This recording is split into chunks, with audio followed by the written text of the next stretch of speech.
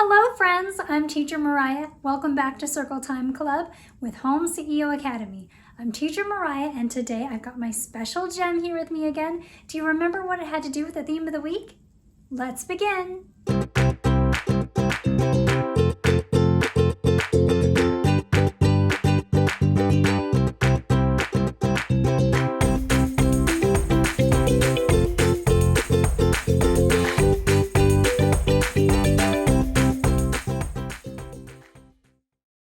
But first, let's check in with Lexi for today's hello song. Hello. Welcome. This is the hello song. This is the hello song. I'm sitting on her hat. This is the hello song. It's a new day. And it's a surprise in every new corner. So I hope you have a great day. Goodbye. A, B, C, D, E, F, G, H, I, J, K, L, M, N, O, P, Q, R, S, T, U, V, W, X, Y, and Z. Take me out to the ball game. Take me out to the crowd. Buy me some peanuts and Cracker Jacks. I don't care if I ever get back, 'cause it's root, root, root for the home team. If they don't win, it's a shame, 'cause it's 1, 2, 3 strikes in a row at the old ball game. Friends, it's time for us to update our theme board, but before we do that, let's talk a little bit about diamonds. Now, diamonds, as you may know, are a beautiful gemstone, but diamonds actually start in the earth. Now, they were created by high temperatures and intense pressure deep below the earth, and they're also created when planets form. So it's a very rare process to create a diamond. Now, humans have made diamonds artificially. They're not exactly the same, but it's really neat that they've done. They've made really high temperatures. They've made machines that can create incredible pressure and they can create diamonds. But let's take a look real quick at a raw diamond, a diamond that is just right from the ground. This is what it looks like. Neat, huh? You wouldn't even know that could become a gem. Now let's look at some beautiful diamond jewelry. This here is a diamond ring. And here is again an example of a diamond that's a different shape because not all diamonds are that clear color. And wow, it's so beautiful. Diamonds are very beautiful. Now let's update our theme board with some additional diamonds. The first one we have is a baseball diamond. And the sentence reads, "This is a baseball diamond." So let's take that and put it on our theme board. Next, we have a kite is shaped like a diamond. There you have it. And our theme board is updated. Great job, guys. My A to Z Books presents the letter N night in the Nightly News. Good evening, neighbors. This is Ned the Knight, and welcome to the nation's nightly news. Our Northeast correspondent, Nancy, has reported 9-mile-per-hour winds in New York. Nurses at the National Zoo are happy to report that a nifty newborn newt born at noon today is now on display. In Nashville, a noble nun has reportedly recovered a stolen necklace from a thief who has been quite a nuisance. In other news, Nelson and Norma from the newsroom are telling me there's not enough time to cover more tonight. Well, folks, we're signing off from our studio here in Nevada. Thanks for tuning in to the nation's nightly news. Now, in your curriculum library, you can print this out, color it in, and trace the letter N. Great job on your warm-ups, kids. Now, it's time to cozy up because Teacher Ashley is going to read us a story. Today's book is Curious George at the Baseball Game by Margaret and H.A. Ray.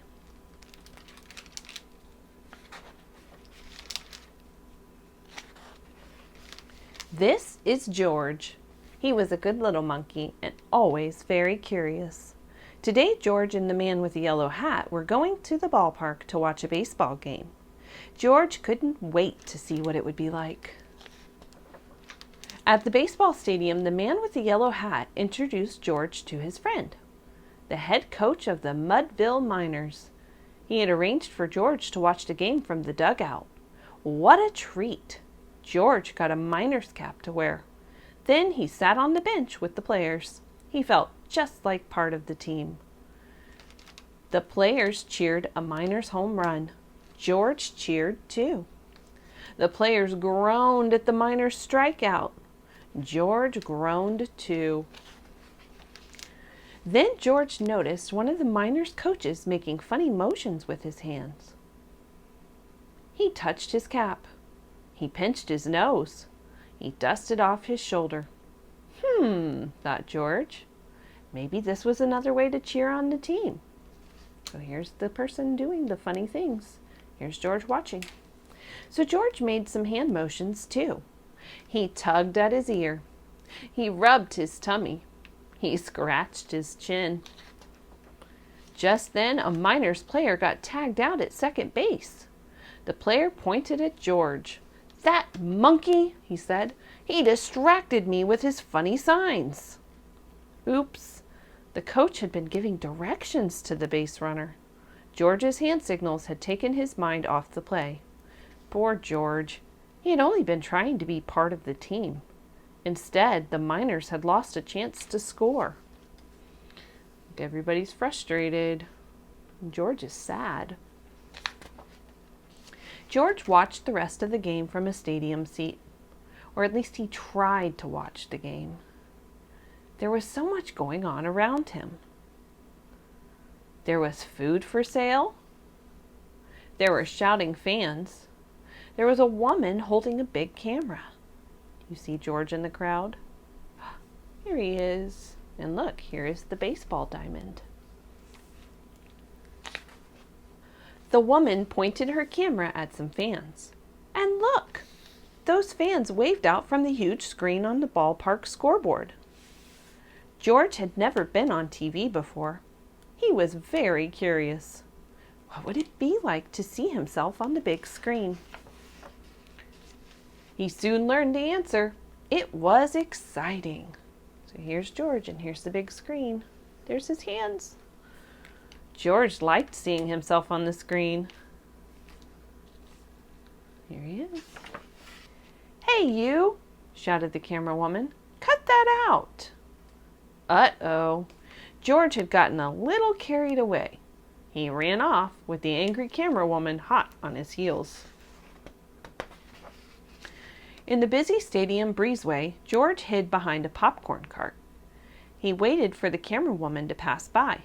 Just then, George heard a noise behind him.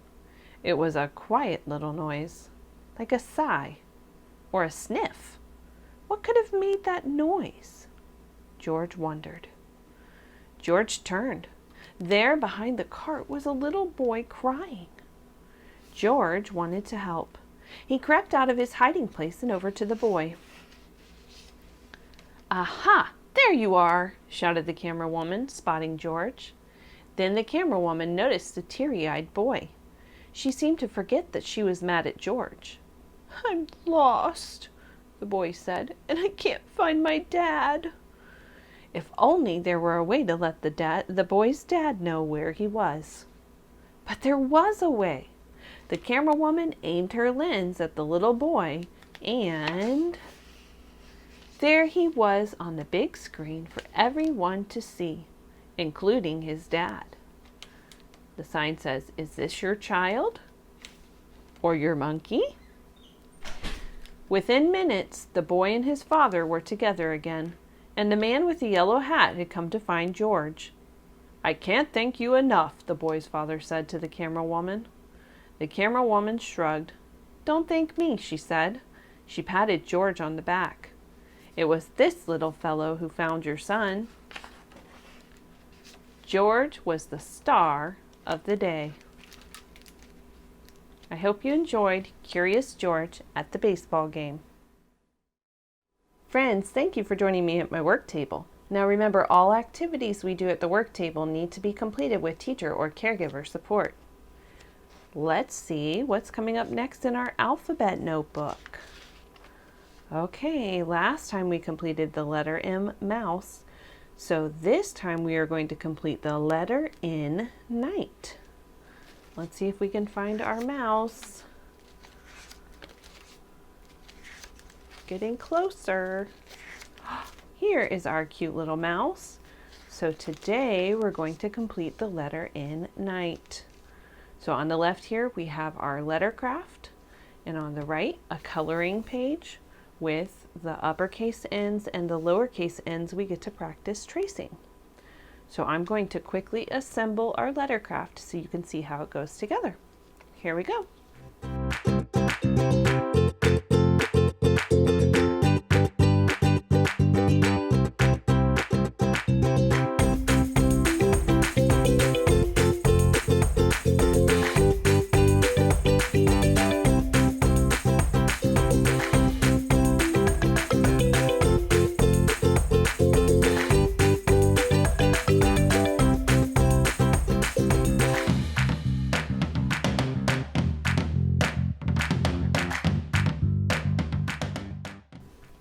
And there you have it. Here's our letter N, night, and we have two shapes we've recently reviewed. What two shapes do we have on our letter N? We have stars. Let's count them. 1, 2, 3, 4, 5. And what shape is our moon? A crescent. Very good. So we have stars and a crescent on our letter N, night craft. Oh, and I didn't review the other day. Our letter M had a circle on the nose. Okay, so that is our letter craft project for today. Let's see what activities we have. Okay, our first activity is called Around the Rhombus. A kite. The shape of a kite is also called a rhombus. And you can lay it sideways like this. You can have it go up and down like this. Sometimes the sides might be the same length or close to the same length. So on this one, you're practicing tracing the rhombuses, the kites. Okay, so that's what this one is. You're just tracing around the outside. And then the next one is Argyle sweater, color by number. So here on this sweater, this is the pattern here is called Argyle, and there are diamonds. Do you see the diamonds? And we even have diamonds here with our dotted lines. So you're going to look at the numbers down here, and each number has a color. So if I see a 1, I'm supposed to color it red. Here's a 1. Do you see any other ones? There's a 1. There's a 1, and there's a 1. Now, if I find a number 2 on here, I'm supposed to color it what color? Orange. Here's a 2, and here's a 2. The number 3 will be yellow. I see some here, and here, and here. Then we have a 4 that's green, a 5 that's blue, a 6 is purple, a 7 is pink, and an 8 is brown. Now, not every single color on here is going to show up in the sweater, so you have to pay attention. Okay, so those are our two activities for today. I hope you enjoy doing these. Friends, it's Play-Doh time. Today we are going to make a diamond using blue Play-Doh.